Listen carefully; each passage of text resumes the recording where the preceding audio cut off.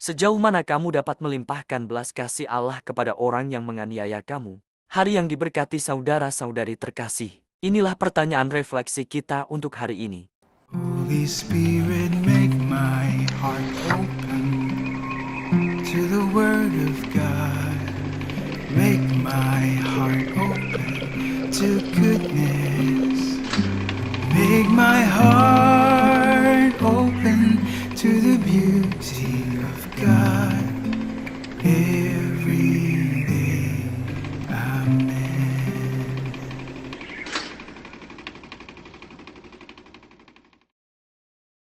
Di dunia saat ini yang sangat reaktif dan didorong oleh internet, ada aturan tidak tertulis yang sederhana. Jika seseorang menyakitimu, singkirkan mereka.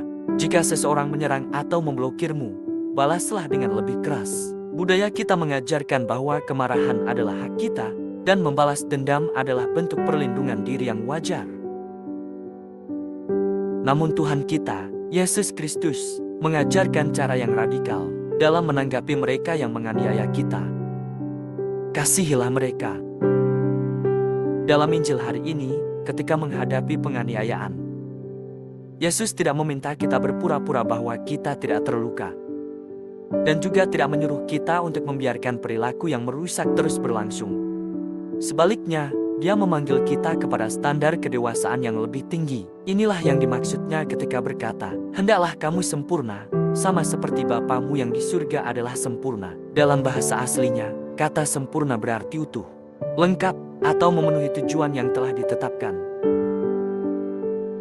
Tujuan utama kita sebagai orang Kristen adalah meneladani belas kasih Allah yang menerbitkan mataharinya bagi orang baik maupun orang jahat.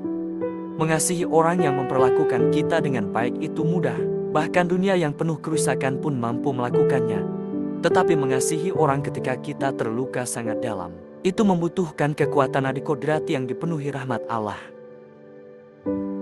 Memilih kebaikan dan pengampunan ketika kita memiliki alasan yang sah untuk membalas dendam adalah cara kita secara nyata mengikuti jejak Kristus. Itu berarti menolak membiarkan kejahatan orang lain menentukan keadaan jiwa kita. Belas kasih tidak mengubah masa lalu.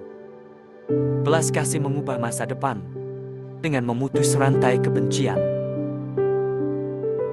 Menghidupi hal ini terdengar hampir mustahil, sampai kita melihat seseorang benar-benar melakukannya. Pada tanggal 13 Mei tahun 1981, seorang pria bersenjata menembak Paus Yohanes Paulus II dari jarak sangat dekat di lapangan Santo Petrus. Paus hampir meninggal karena kehilangan darah yang sangat banyak. Alih-alih menyimpan kebencian, Bapa Suci secara terbuka mengampuni penyerangnya. Dari ranjang rumah sakit hanya 4 hari kemudian. Pada tahun 1983, beliau melangkah lebih jauh lagi. Ia masuk ke sel penjara yang gelap, duduk berhadapan dengan pria yang mencoba mengakhiri hidupnya, menggenggam tangannya, dan mendengarkan kisahnya. Beliau tidak menunggu permintaan maaf sebelum menawarkan belas kasih. Beliau membawa belas kasih Kristus langsung ke tengah dosa tersebut. Kemudian, ketika merenungkan pentingnya kasih yang melawan arus budaya ini, Santo Yohanes Paulus II berkata, pengampunan adalah pemulihan kebebasan bagi diri sendiri. Pengampunan adalah kunci yang kita pegang sendiri untuk membuka pintu sel penjara kita. Ketika kita mendapati diri kita menyimpan dendam, membaca kembali pesan lama yang membuat darah kita mendidih, atau merencanakan balasan yang menyakitkan, marilah kita mengingat bahwa pengampunan adalah keputusan yang sadar, bukan sekadar perasaan hangat. Marilah kita memulai dengan langkah-langkah kecil, berdoalah bagi kesejahteraan dan pertobatan mereka, melalui rahmat dan belas kasih Allah. Dengan melakukan hal itu, kita keluar dari siklus kepahitan manusia yang melelahkan, dan masuk ke dalam belas kasih Allah yang tanpa batas dan penuh kasih yang radikal. Marilah kita berdoa dalam nama Bapa dan Putra dan Roh Kudus. Amin. Bapa Surgawi, terima kasih karena Engkau senantiasa mengingatkan kami akan kasih-Mu yang tanpa syarat, kasih yang melampaui segala keterbatasan dan keberdosaan kami. Anugerahkanlah kepada kami rahmat untuk mempercayai hati-Mu, untuk melihat tangan-Mu yang selalu meraih kami ketika kami tersesat. Dan semoga kami pun mampu melakukan hal yang sama kepada mereka yang menyebabkan luka dan penderitaan dalam hidup kami. Dalam nama Bapa dan Putra dan Roh Kudus. Amin.